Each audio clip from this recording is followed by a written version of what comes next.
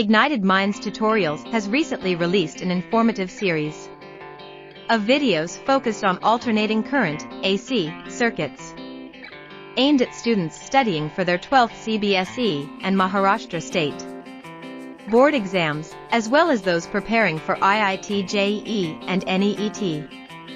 These videos offer a comprehensive understanding of AC physics.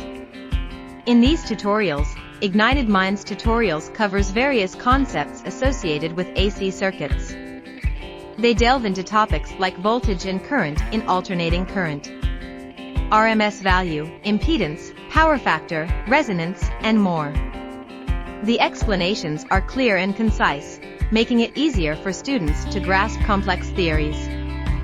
The videos are designed to provide a knowledge-driven explanation, helping students not only to understand the fundamentals but also to apply these concepts to solve problems effectively.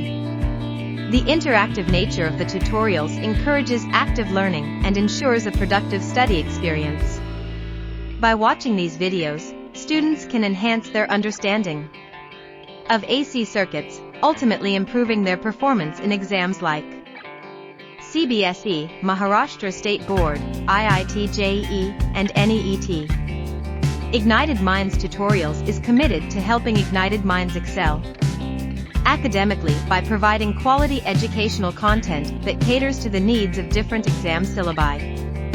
To access this invaluable resource on AC circuits, students can visit Ignited Minds Tutorials' official website or subscribe to their YouTube channel. Empower your learning journey with these educational videos and unlock your potential in the field of physics.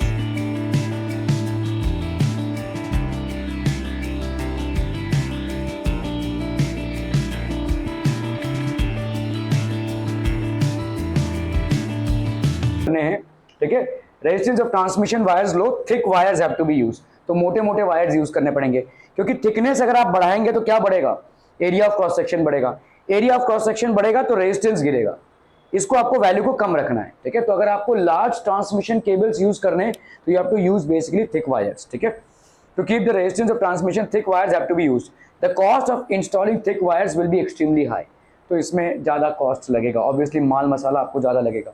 Thus, long distance power transmission at low voltage and high current is neither efficient nor economical।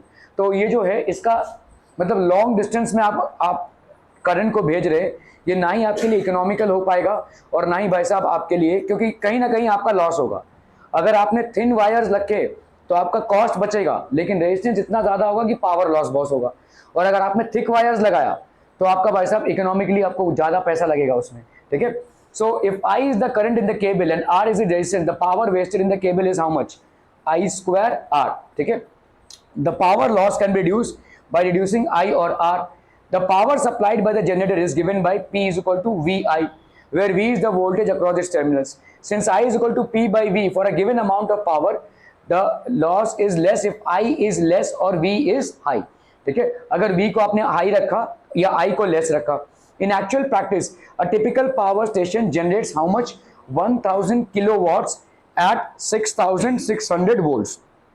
This voltage is first stepped up to कितना? 13,000, बस अब 1,32,000, ठीक है, volts before transmission।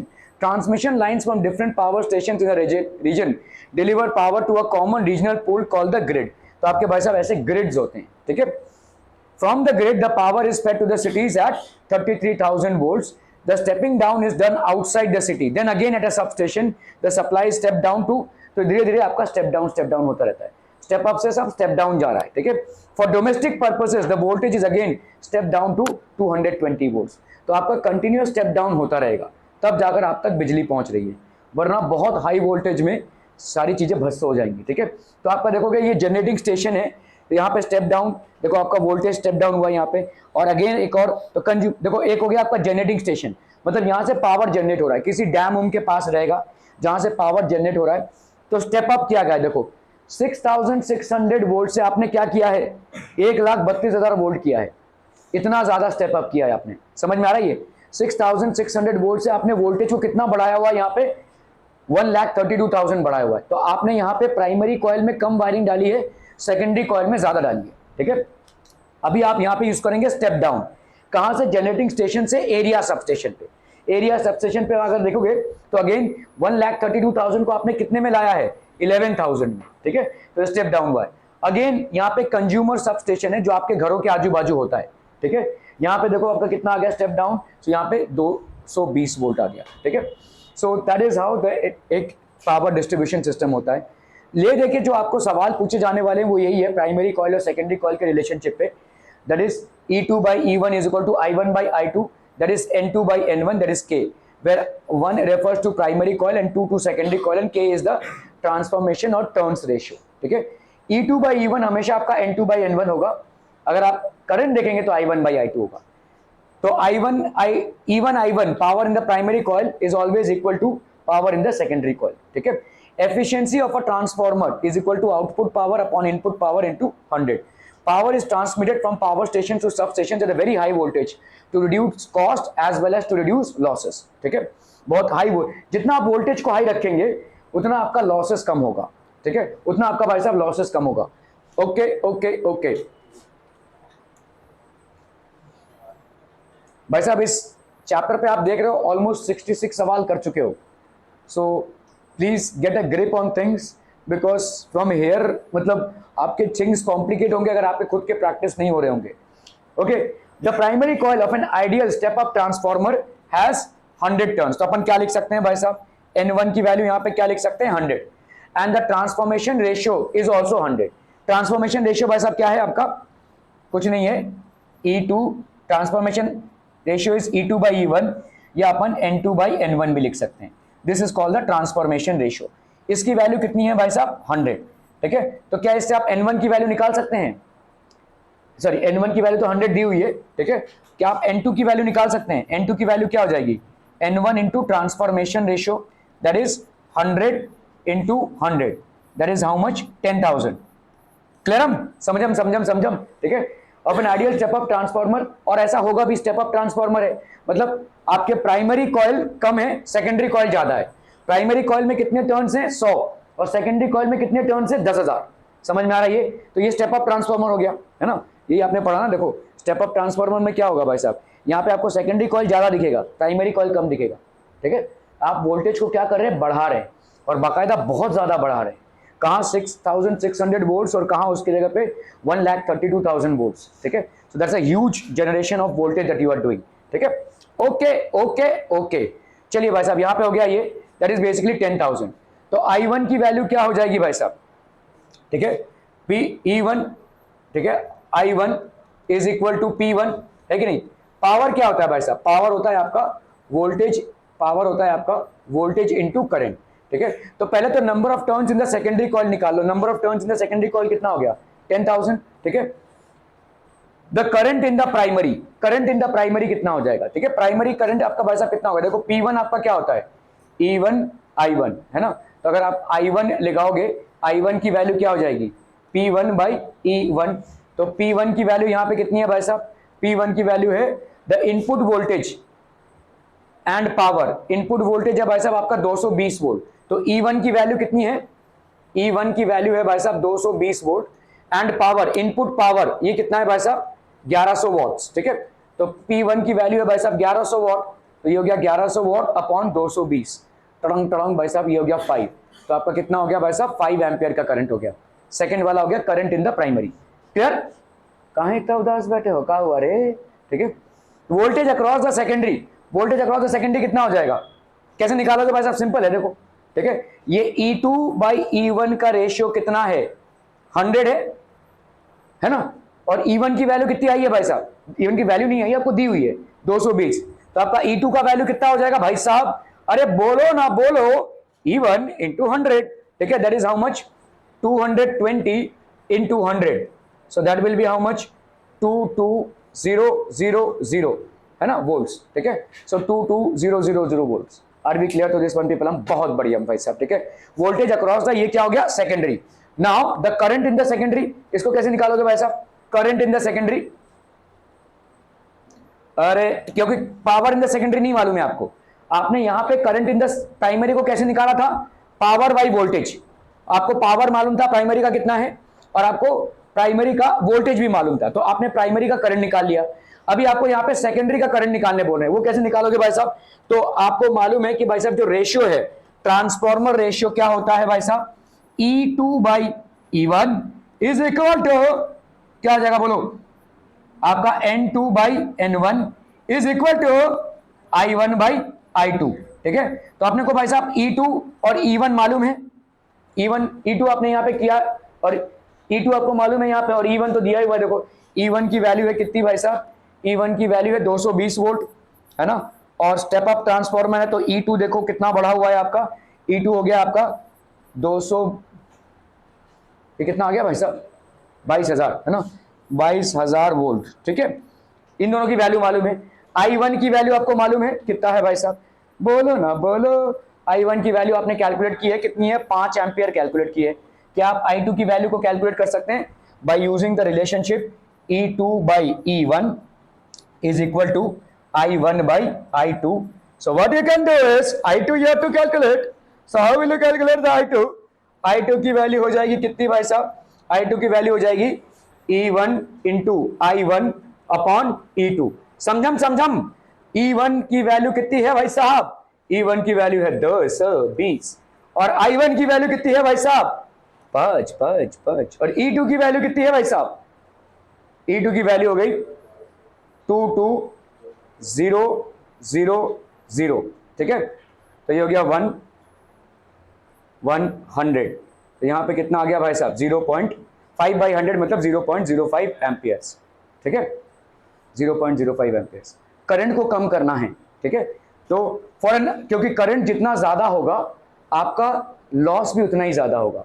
आपने देखा कि भाई साहब आपका अगर करंट जा रहा है तो हीट जो जनरेट होती है किसी भी कंडक्टर से वो होती है I2RT। तो करंट को आप जितना कम करेंगे हीट लॉस बाय रेजिस्टेंस भी उतना ही कम होगा। ठीक है, ओके। रेजिस्टेंस को कम करने के दो तरीके हैं। आप अच्छे से अच्छा मटेरियल यूज कीजिए जिसका कोफिशिएंट ऑफ रेजिस्टिविटी कम हो, और दूसरा तरीका है कि उसका एरिया ऑफ क्रॉस सेक्शन बढ़ाएं। ठीक है, एरिया ऑफ क्रॉस सेक्शन बढ़ाएंगे तो रेजिस्टेंस कम होगा। बाकी करंट को कम करने का तरीका यही है। ठीक है, आप स्टेप अप ट्रांसफार्मर यूज करें। Okay, power in the secondary क्या हो जाएगा भाई साहब? पावर इन द सेकेंडरी, तो power is equal to what? Power in the secondary will be equal to V2 into I2। That's how much? V2 की value कितनी हो गई भाई साहब यहाँ पे? That is E2 into I2। E2 की वैल्यू भाई साहब यहाँ पे I2 मतलब हो गया आपका 5 और E2 की वैल्यू कितनी हो गई? देखो 22,000। ठीक है, सो ये हो गया भाई साहब आपका 22,000 और I2 की वैल्यू सॉरी 0.05 है ना।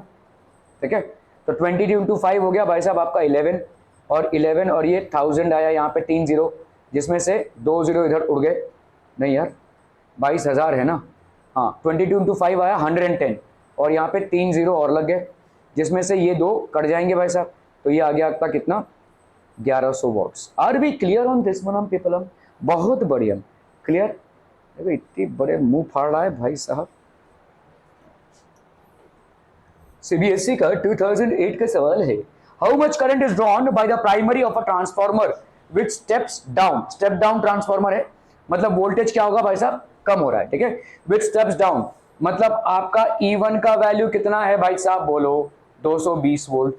E2 का वैल्यू सेकेंडरी कॉइल में कितना हो रहा है? 22 volt. To operate a device with an impedance, impedance मतलब और Z मतलब क्या?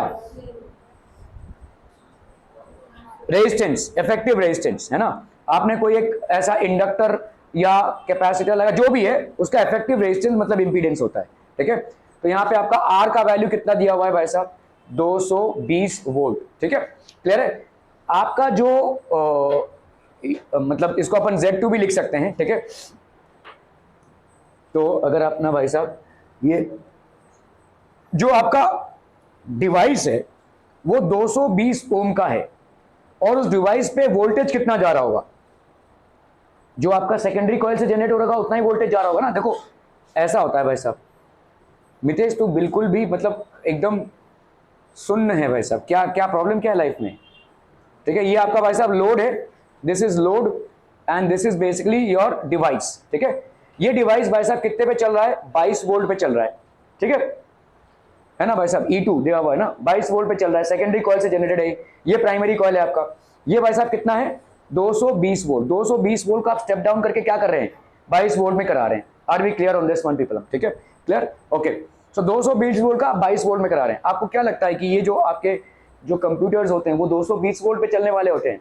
नहीं, ठीक है, वो उनके अंदर जो सर्किट होता है वो 220 वोल्ट को स्टेप डाउन करता है 22 वोल्ट में, या जो भी आपका कॉन्फ़िगरेशन रहेगा, ठीक है। तो आप जब चार्जर देखोगे, चार्जर में वैसा अडेप्टर क्यों होता है? वो आपके वोल्टेज को कम करने के लिए, वरना भाई साहब जल भूस हो जाएगा, ठीक है। तो these are things which are there. तो 220 वोल्ट को 22 वोल्ट में भाई साहब हम क्या कर रहे हैं, स्टेप डाउन कर रहे हैं। तो ऑब्वियस सी बात है कि भाई साहब इस डिवाइस में, जिस डिवाइस को आपने इससे कनेक्ट किया है, उस डिवाइस का इंपीडेंस आपको दिया हुआ है 220, मतलब ये उसका रेजिस्टेंस हो गया, ठीक है। अभी इस पे आपको करंट निकालना है, तो ओम्स लॉ अप्लाई कर दो भाई साहब। V इज इक्वल टू क्या होता है, आई आर। तो I की वैल्यू क्या होती है भाई साहब, V बाई आर।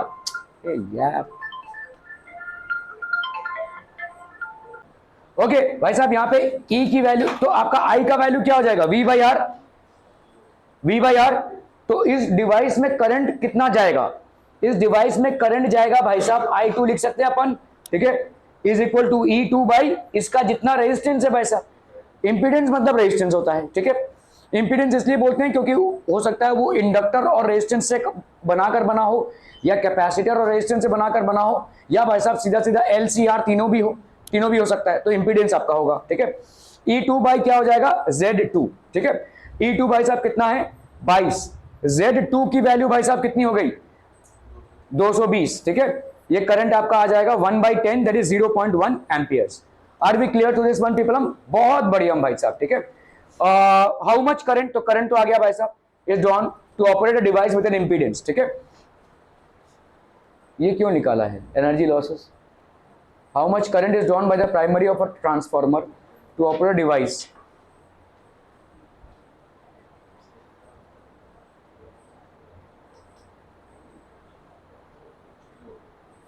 ओके, तो आपको यहां पे I1 निकालना है, यस, ठीक है। ओके, तो इस तरह से आपने क्या निकाल लिया भाई साहब, I2, मतलब इस डिवाइस पे कितना करंट जा रहा है। मतलब यहां पे देखो क्या है, इसका आपका E1 और ये I1 है, और इधर क्या है, E2 और I2 है, ठीक है। और आपका इनपुट पावर और आउटपुट पावर बराबर होता है, क्योंकि आप अलग से कहीं से पावर नहीं ला रहे हैं, ठीक है। पावर होता क्या है, for an electrical circuit it is always the product of voltage and current. तो इनपुट पावर आपको एक्चुअली यहां पे I1 कैलकुलेट करना है। देखो डिवाइस में कितना करंट फ्लो हो रहा है, 0.1, लेकिन आपको यहां पे पूछा है how much current is drawn by the primary of a transformer. Primary of इस डिवाइस को चलाने के लिए आपको कितना करंट इस डिवाइस को देना पड़ेगा, 0.1 एम्पियर।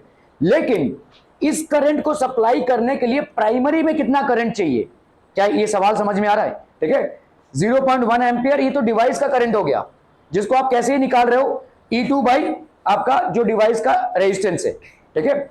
लेकिन अगर आपका भाई साहब इनपुट पावर और आउटपुट, तो आपको यहां पे निकालना क्या है, I1 निकालना है, मतलब प्राइमरी में कितना करंट होना चाहिए।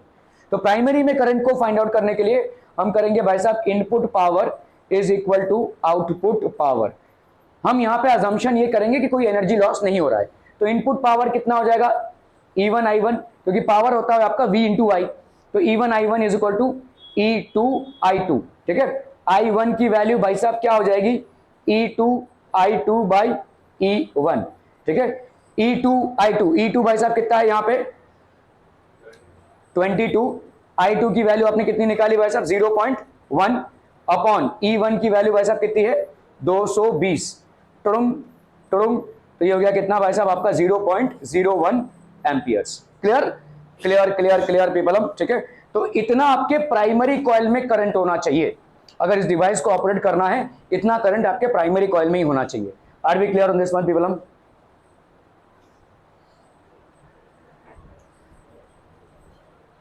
अ transformer has 500 turns in the primary, ठीक है।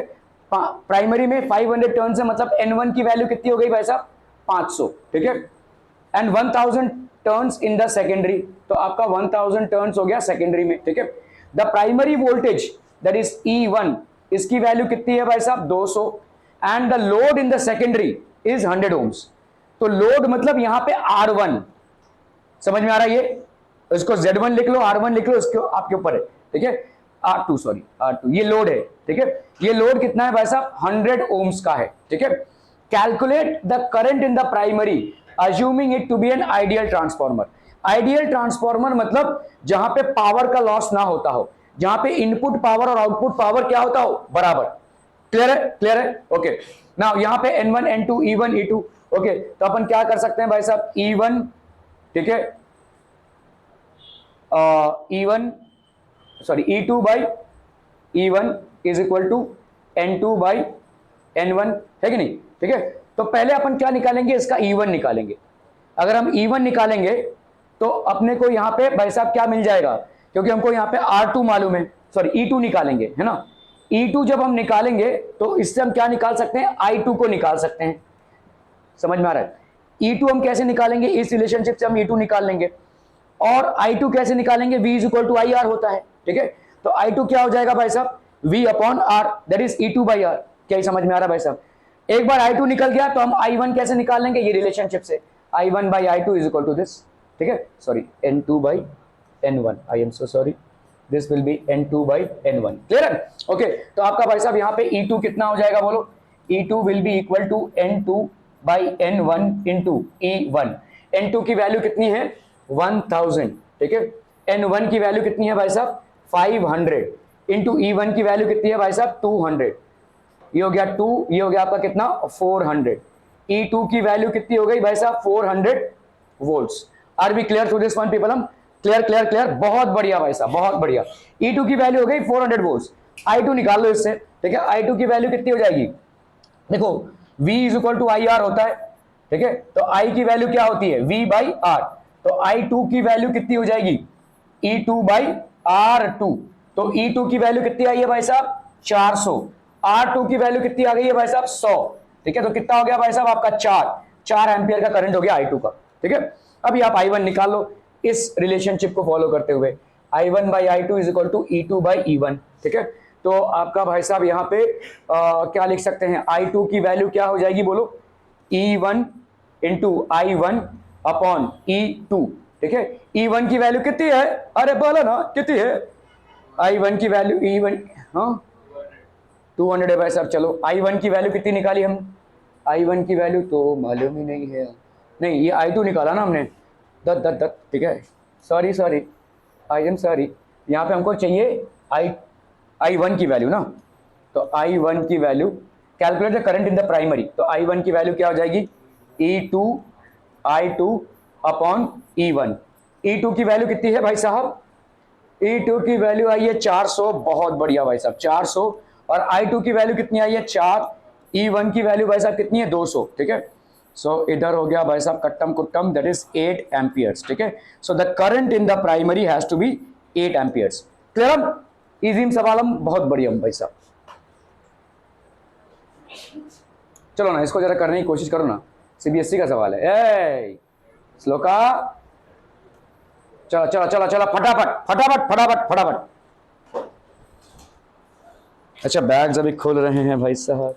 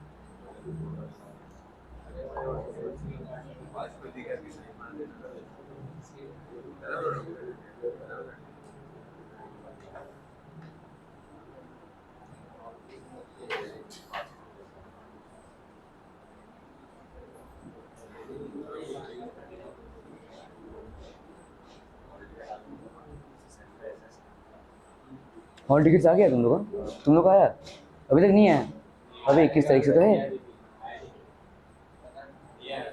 तुम लोग को नहीं मिला है अभी तक, क्यों? अबे 21 तारीख से तो एग्ज़ाम है।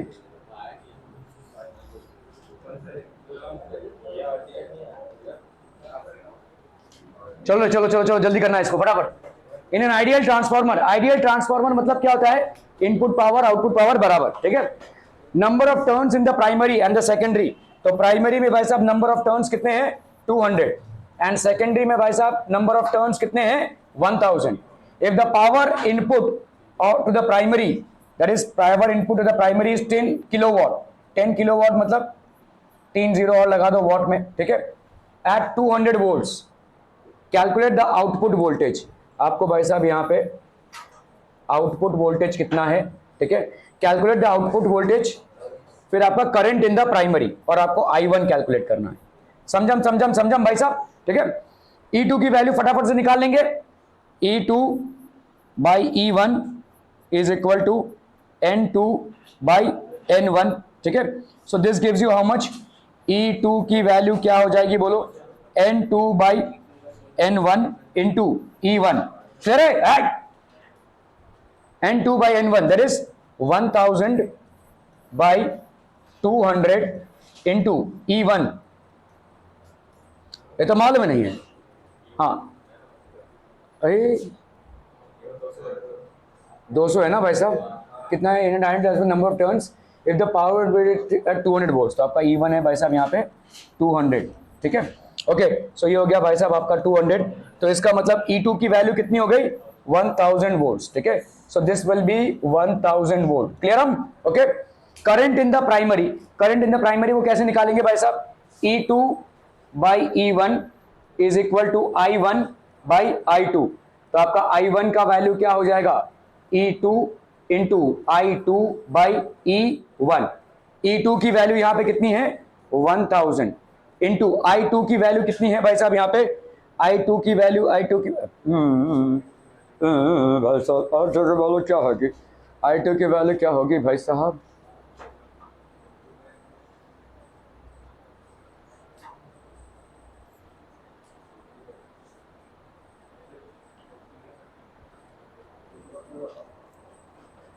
Current in the primary,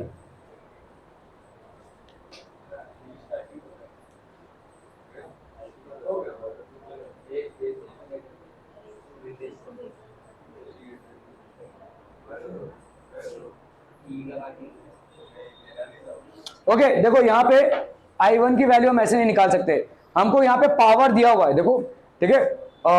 in an ideal transformer number of turns in the primary and this are this, if the power input to the primary, power input हमको मालूम है I1, तो पावर क्या होता है भाई साहब P is equal to VI होता है, तो P1 की वैल्यू E1 इंटू I1 ऐसे निकाल सकते हैं, तो I1 की वैल्यू क्या हो जाएगी P1 बाई E1, तो P1 की वैल्यू यहाँ पे कितनी है भाई साहब 10,000 अपॉन भाई साहब E1 की वैल्यू कितनी हो गई 200, कैंसिलम, तो ये हो गया 50 एम्पियर्स, ठीक है। तो आपका I1 का that is current in the primary coil is this much, clear, हम देख लेते हैं भाई साहब 50 एम्पियर्स, क्लियर है, okay.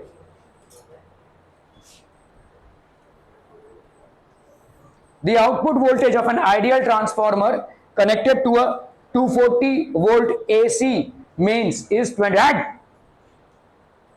The output voltage of an, तो output voltage मतलब आपका क्या दिया हुआ है बोलो E2, that is 24 volts connected to a 240 volts AC mains, मतलब यहाँ पे E1 की वैल्यू कितनी हो गई भाई साहब 240 वोल्ट्स, ठीक है। तो यहाँ पे 240 वोल्ट्स का 24 वोल्ट्स में कन्वर्जन हो रहा है, ठीक है। When this transformer is used to light a bulb of rating, तो कोई बल्ब है ये बल्ब है भाई साहब, बल्ब की रेटिंग क्या दी हुई है आपको, बल्ब की रेटिंग दी हुई है भाई साहब, वोल्टेज इसमें कितना कंज्यूम हो सकता है 24 वोल्ट्स, मतलब ये लोड जो है उस पर चलेगा, ठीक है, okay. And what is it's power की वैल्यू कितनी है भाई साहब 24 वॉट्स, ठीक है, पावर की वैल्यू है भाई साहब 24, ड्राइंग बनाने के दिन गए भाई साहब, ठीक है। Calculate the current in the primary coil, तो आपको I1 की वैल्यू यहाँ पे निकालनी है, तो पहली बात तो आप यहाँ पे I2 की वैल्यू निकालेंगे, और I2 की वैल्यू कैसे निकालेंगे, ये पेन का प्लेन उड़ा के कैसे निकालेंगे यहाँ पे बताइए, बट नहीं होगा, कहाँ I2 बाई I2 भी नहीं मालूम, I1 भी नहीं मालूम, तो कैसे निकालेगा I2,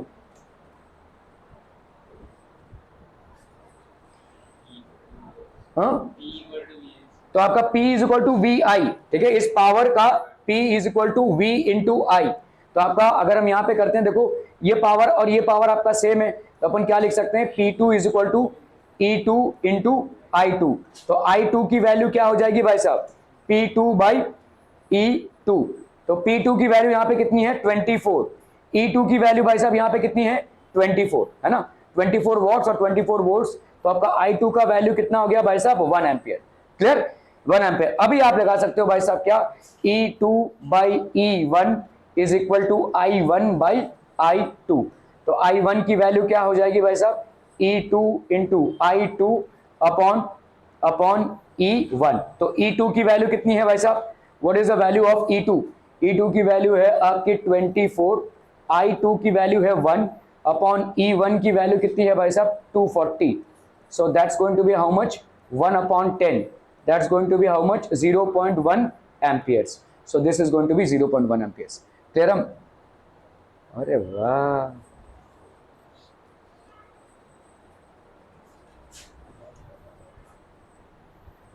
a transformer of 100% efficiency, ये मतलब क्या है, 100% एफिशिएंसी मतलब वही same, input power is equal to output power. ठीक है, अ ट्रांसफार्मर ऑफ 100% एफिशिएंसी, अलग अलग तरीके हैं बोलने के एक ही चीज के, input power is, ideal transformer बोल रहे हैं तो input power is equal to output power, 100% efficiency बोल रहे हैं तो input power is equal to output power, has 200 turns in the primary. तो आपका N1 का वैल्यू कितना है भाई साहब 200 and 40,000 turns in the secondary. तो ये कितना है भाई साहब आपका 40,000। ठीक है, it is connected to a 220 volt AC mains. तो आपका भाई साहब AC मेन्स में कनेक्टेड है, तो इसका मतलब E1 की वैल्यू कितनी हो गई 220 and the secondary feeds to a 100 kilo ohm resistance. तो यहाँ पे भाई साहब R2 की वैल्यू कितनी है 100 किलो है, तो 1 2 3 ये हो गया भाई साहब रेजिस्टेंस। ठीक है, calculate the output potential difference. तो आपको E2 की वैल्यू कैलकुलेट करनी है पर turn and the power delivered to the load. Clear है, समझ में आता है भाई साहब? तो आप पहले तो आउटपुट पोटेंशियल डिफरेंस निकाल लीजिए सिंपल रिलेशनशिप से, that is E2 by E1 is equal to N2 by N1। यहाँ पे आपका E2 का वैल्यू कितना हो जाएगा, E2 का वैल्यू हो जाएगा N2 by N1 into E1। ठीक है, तो N2 की वैल्यू कितनी है भाई साहब यहाँ पे 40,000, N2 की वैल्यू हो गई 40,000, N1 की वैल्यू कितनी हो गई भाई साहब 200 इंटू E1 की वैल्यू कितनी हो गई भाई साहब 220। क्लियर? ट्रंग ट्रंग ट्रंग ट्रंग। ठीक है, 2 2 4 दैट इज 200। तो ये हो गया भाई साहब 22 44 और 3 0। ठीक है, 3 0। तो आपका भाई साहब E2 का वैल्यू कितना हो गया, E2 का वैल्यू हो गया आपका 44,000 volts. Are we clear to this one people? ठीक है, अभी यहाँ पे देखो सवाल जो पूछा है उसको समझना जरूरी है। यहाँ पे आपसे E2 नहीं पूछा है, यहाँ पे आपसे पूछा है it is connected, calculate the output potential difference per turn. ठीक है, पर टर्न। तो यहाँ पे टर्न्स आपके कितने हैं 40,000 और आउटपुट पोटेंशियल डिफरेंस कितना आया है 44,000। तो output potential difference per turn मतलब क्या होगा E2 बाई N2, ये वैल्यू पूछी है आपको, output potential difference per turn. Clear है? ठीक है, so that will be how much हम पीपल, दैट विल बी 44,000 अपॉन भाई साहब इनटू देयर इज 4,000। ठीक है, तो cancel that is 11 volts per turn, 11 volts per turn. अरे बाबा क्या, नहीं सॉरी 40,000 है ना, तो एक और जीरो जाएगा तो ये पॉइंट बढ़ जाएगा 1.1 वोल्ट्स पर टर्न। ठीक है, क्लियर है। Okay, now will talk about the power that is delivered to the load. ठीक है, कितना पावर भाई साहब जा रहा है। ठीक है, लोड मतलब जो आप बिल्कुल भी नहीं लेते एटलीस्ट पढ़ाई के मामले में। ठीक है, ये आपका भाई साहब है AC सोर्स और ये होता है भाई साहब आपका लोड जो सेकेंडरी कॉइल से कनेक्टेड है। ठीक है, तो what is the power delivered to the load. Power की वैल्यू क्या होती है भाई साहब V इंटू आई। तो लोड पे कितना पावर डिलीवर हो रहा है भाई साहब, लोड पे पावर कितना डिलीवर हो रहा है। अभी देखो V इंटू आई के और क्या फॉर्मूलेज आप निकाल सकते हैं। V आपको मालूम है क्या होता है भाई साहब I इंटू R होता है। ठीक है, sorry V is equal to I R होता है, क्या आई आर मतलब I स्क्वायर R भी लिख सकते हैं आप इसको। और अगर आपको भाई साहब यहाँ पे करंट देखो, हमको I2 मालूम है, यहाँ पे नहीं मालूम है, निकाल सकते हैं हम करंट, हम निकाल सकते हैं, लेकिन अगर हमको करंट नहीं निकाल के पावर निकालना है ठीक है। तो इस I को कैसे रिप्लेस करें भाई साहब, देखो आपको मालूम है VI, ठीक है, V is equal to IR होता है, तो I की जगह पे अपन क्या लिख सकते हैं, V बाई आर लिख सकते हैं, तो इसको अपन क्या लिखेंगे, V into V by R, so that will be how much, V square by R. In case you don't want to calculate the current and you just want to calculate the power with the given information, क्योंकि यहां पे आपको I और E2 की value मालूम है और R2 की वैल्यू मालूम है, तो अपन यहां पे P2 की वैल्यू क्या लिख लेंगे, P2 की वैल्यू हो जाएगी E2 का स्क्वायर, हाँ बंद ही कर दे, E2 का स्क्वायर बाई R2, ठीक है। E2 का स्क्वायर भाई साहब कितना हो जाएगा, E2 का स्क्वायर विल बी 44,000, इसका भाई साहब स्क्वायर अपॉन R2 की वैल्यू कितनी है 1 2 3 4 5, ठीक है। So that's going to be 44 into 44 into यहां पे कितना लिख सकते हैं 10 टू द पावर ऑफ 6, और नीचे कितना है भाई साहब आपका 10 टू द पावर ऑफ 4, ठीक है। तो यहाँ पे बचेगा 2, अभी 44 का स्क्वायर कर, हाँ 10 to the power of 5, 1 2 3 4 5, sorry 10 to the power of 5, तो सभी कट गया भाई साहब, सिर्फ एक बचा रह जाएगा। 44 इंटू 44 आपका आ गया 1936, इसका आ गया 44 इंटू 44 का, और एक जीरो आ गया इसके साथ वॉट्स, इसको अगर किलो वॉट्स में लिखना चाहते हो तो 1 2 3, तो that will be 19.36 kilowatt. Are we clear on this one people? Los Angeles,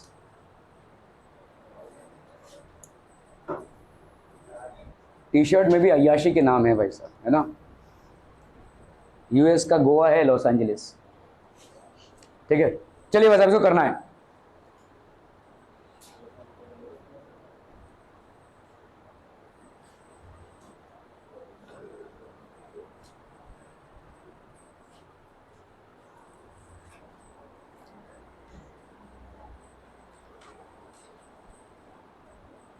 बहुत बढ़िया भाई साहब।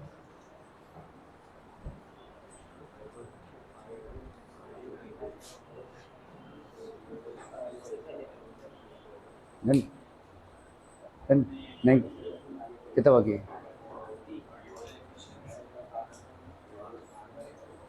सूर्वे क्या कर रहा है, step down transformer is reduced main supply, तो मेन सप्लाई भाई साहब यहाँ पे कितना है E1, that is how much 220 volts, ठीक है। यहाँ पे E2 की वैल्यू कितनी हो गई भाई साहब 11 volts. If the primary draws a current that is I1 की वैल्यू कितनी है 5 ampere, and the secondary that is I2 draws a current of 90 amperes, what is the efficiency of the transformer, तो आपका एफिशिएंसी क्या होता है भाई साहब, efficiency is output power upon input power, output power upon input power into 100%, ठीक है। Power क्या होता है भाई साहब VI, ठीक है। सो आपका भाई साहब यहाँ पे क्या हो जाएगा E2 I2 by E1 I1 into 100, ठीक है। E2 I2 that is 11 into 90 upon E1 I1 that is 220 into 5, 11 1 से 11 11 20 सा, ठीक है। ये हो गया 4.5, तो ये हो गया कितना 0.9, तो ये हो गया 0.9 इंटू 100 दैट्स 90%, ठीक है। तो एफिशिएंसी कितनी हो गई भाई साहब 90% की, क्लियर।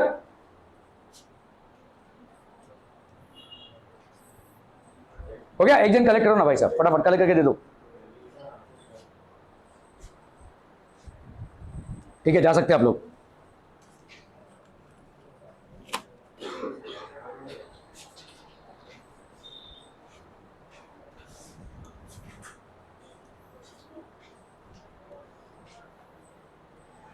चलो भाई साहब चलो, इसको सवाल को करना है फटाफट फटाफट। Calculate the current drawn by the primary of a transformer, तो क्या कैलकुलेट करना है आपको भाई साहब I1 कैलकुलेट करना है ना भाई साहब। I1 कितना है विच स्टेप्स डाउन 200 वोल्ट, तो आपका E1 की वैल्यू कितनी हो गई 200 volts to 20 volt, that is E2 की वैल्यू कितनी हो गई 20 volt. To operate a device of resistance, इसकी रेजिस्टेंस भाई साहब कितनी है 20 ओम है। Assume the efficiency of the transformer to be 80%, तो यहाँ पे आपको एफिशिएंसी दी हुई है, एफिशिएंसी कितनी है भाई साहब 80%, ठीक है। मतलब क्या हो जाएगा, एफिशिएंसी क्या होता है भाई साहब output power upon output power upon input power into 100 is equal to 80%, है कि नहीं भाई साहब? क्लियर है? तो अपन क्या कर सकते हैं भाई साहब, इसको अगर इधर ले लिया तो कितना हो गया, 0.8 हो गया। आउटपुट पावर की वैल्यू कितनी हो गई, E2 I2, इनपुट पावर की वैल्यू E1 I1, ठीक है? क्लियर है? ओके, आपको भाई साहब E2 कितना है आपका 20, I2 नहीं मालूम, ठीक है? I2 भाई साहब नहीं मालूम, E1 कितना है भाई साहब आपका 200, ठीक है? और भाई साहब I1 की वैल्यू नहीं मालूम है, ठीक है? I1 की वैल्यू नहीं मालूम, ये है आपका 0.8, कैंसिल 1, ये हो गया 10, तो I2 by I1 is equal to 0.8 into 10, तो ये हो गया भाई साहब आपका 8 I1, तो I2 की वैल्यू कितनी हो गई भाई साहब, 8 टाइम्स ऑफ I1। क्लियर है भाई साहब? क्लियर है, क्लियर है, क्लियर है। ओके, अभी अपन को भाई साहब यहाँ पे I2 की वैल्यू मिल जाएगी। I2 की वैल्यू कैसे मिल जाएगी, क्योंकि आपका होता है V is equal to IR होता है, तो I की वैल्यू क्या होती है भाई साहब, V बाई R, तो यहाँ पे आपका I2 का वैल्यू क्या हो जाएगा, E2 by R2, that is E2 कितना है यहाँ पे 20, और R2 की वैल्यू कितनी है भाई साहब 20, तो ये कितना हो गया भाई साहब 1 एम्पियर, ठीक है? तो ये हो गया I2 का वैल्यू, तो I2 by 8 is equal to I1, है ना? तो 1 by 8 is equal to I1, I1 की वैल्यू कितनी हो जाएगी भाई साहब, 8 1 जा 8, 8 2 जा 16, और बचा कितना भाई साहब, 8 2 जा 16, 4 बचा, 8 5 जा 40, ठीक है? ये हो गया भाई साहब आपका I1 का वैल्यू, I1 का वैल्यू कितना हो गया 0.125 एम्पियर्स, ठीक है? This would be the current that is flowing through it. अरे समझा कि ना है, 0.125, clear clear clear, okay okay okay. ये वाला थोड़ा सा सवाल टफ हो सकता है। Okay, a 10 kilowatt transformer has 20 turns in the primary and 100 turns in the secondary circuit and AC voltage, अभी देखो यहाँ पे एसी वोल्टेज दिया हुआ है, और एसी वोल्टेज हमेशा आपको उस हिसाब से ही दिया रहेगा, sine omega T is applied to the primary, find the maximum value of flux and the maximum value of secondary voltage, ठीक है? तो flux linked with each turn of primary, आप थोड़ा सा मैग्नेटिज्म को देखेंगे तो flux linked with each turn of primary, that will be how much, BA cos omega T होता है भाई साहब, ठीक है? BA मतलब आपका मैग्नेटिक फील्ड इनटू एरिया, ठीक है? तो flux linked with each, BA is equal to maximum value of flux linked with each turn, तो इसका मतलब हो जाएगा भाई साहब phi naught cos omega T, इसका मतलब हो जाएगा भाई साहब phi naught cos omega T, ये हो गया आपका फ्लक्स, ठीक है? This is basically flux. Okay, तो आपका E1 भाई साहब कैसा होता है, E1 की वैल्यू क्या हो जाएगी, N1 into D phi by D T, ये आपके प्रूफ में था, देखो जब हमने प्रूफ किया था ना, देखो E2 by E1 is equal to N2 by N1, ये आया कहां से भाई साहब, ये आया यहीं से आया ना, देखो E1 इज इक्वल टू कितना होता है, E1 होगा भाई साहब आपका N1 D phi by D T, ठीक है? और ये कितना होगा minus N2 D phi by D T, तो ये दोनों भाई साहब कैंसिल हो गए, तो आपको कितना आ गया, ये दोनों भी भाई साहब कैंसिल हो गया, N2 बाई N1 आ गया, ये आपका प्रूफ में ही था, ठीक है? तो E1 की वैल्यू क्या हो जाएगी minus N1 D phi by D T, ठीक है? D phi by D T, अभी देखो यहाँ पे D phi by D T मतलब आपका क्या है, इसको आप omega naught cos omega T को आप D by D T off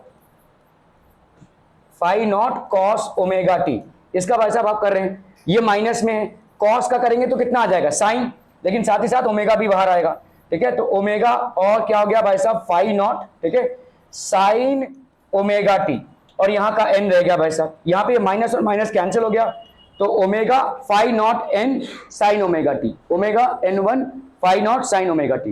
peak value of E1 कितना हो जाएगा भाई साहब, जब साइन की वैल्यू क्या हो जाए, साइन की मैक्सिमम वैल्यू होती है 1, तो omega N1 phi naught, omega N1 phi naught, तो फाई नॉट की वैल्यू क्या हो गई भाई साहब E not by omega N1, ठीक है? E1 की वैल्यू कितनी दी हुई है आपको 600 साइन 3140, मतलब ये आपका E not sine omega T के बराबर, तो E नॉट की वैल्यू कितनी हो गई 600, और ओमेगा की वैल्यू कितनी हो गई भाई साहब 314 रेडियन पर सेकेंड, ठीक है? ओके, तो अगर हम फाई की वैल्यू निकाले, यहाँ पे क्या है देखो E not by omega N1, E not की वैल्यू कितनी आई है बोलो 600, ठीक है?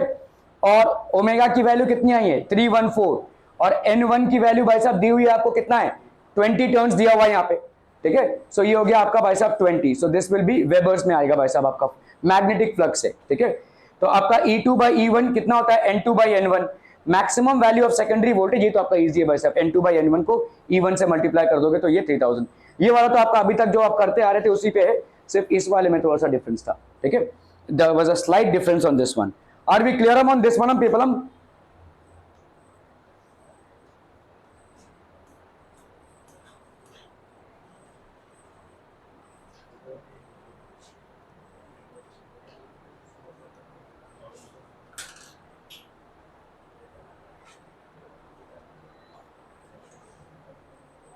एक 5 मिनट का ब्रेक ले लीजिए। स्टेट बोर्ड वाले बहुत देर से बैठे हैं, बहुत देर क्या हुआ, जीवन में 2 ही घंटे हुए हैं, फिर भी।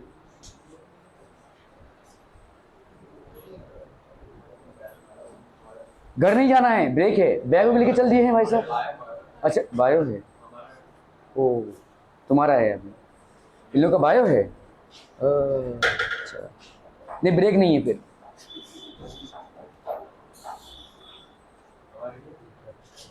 अरे बेशरम, अभी तो आया है, ठीक है ले ले 5 मिनट का ब्रेक, चलो फटाफट फटाफट। मैं बोले तो वो करने का ये इसी में कर। हाँ इतना बड़ा मैप दिया हुआ,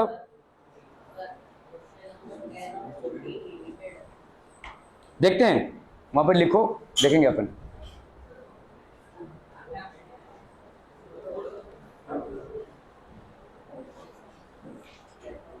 मैम से बुक ले लिया तूने? जाते वक्त ले लेना।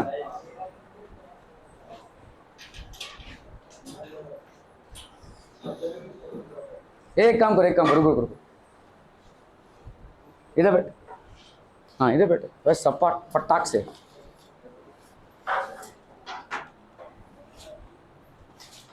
उधर बैठी गई है, इधर बैठ गया, बहुत बढ़िया बहुत बढ़िया। तो खिसक खिसक बैठ।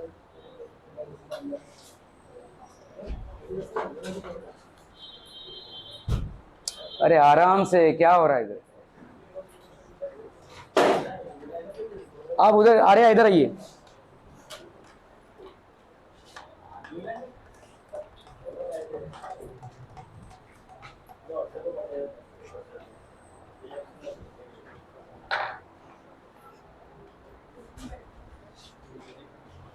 कोई नहीं कोई नहीं।